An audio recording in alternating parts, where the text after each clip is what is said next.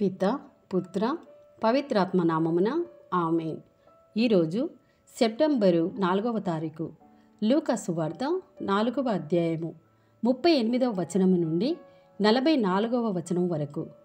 పిదప యేసు ప్రార్థనా మందిరమును వీడి తిన్నగా సీమోను ఇంటికి పోయెను. అప్పుడు సీమోను అత్త తీవ్రమైన జ్వరముతో మంచము పట్టి ఉండెను. వారు ఆమె విషయము ఆయనకు మనవి చేసుకొనిరి.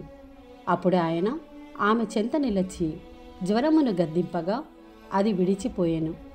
ఆమె వెంటనే లేచి వారికి పరిచర్య చేయసాగెను. ప్రొద్దుగ్రుంకుచుండగా నానావిధ రోగపీడితులైన వారందరినీ వారి వారి బంధువులు యేసు వద్దకు తీసుకొని వచ్చుచుండిరి.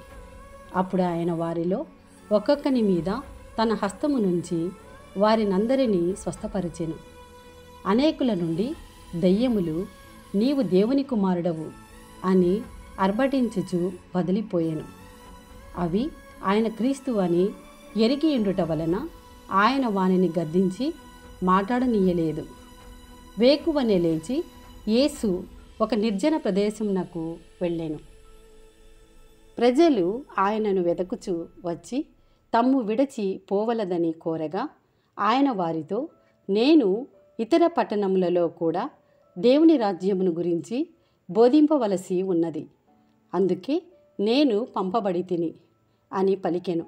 పిమ్మట యేసు యూదయ ప్రార్థనా మందిరములలో బోధించుచుండెను. ఇది ప్రభుని వాక్కు.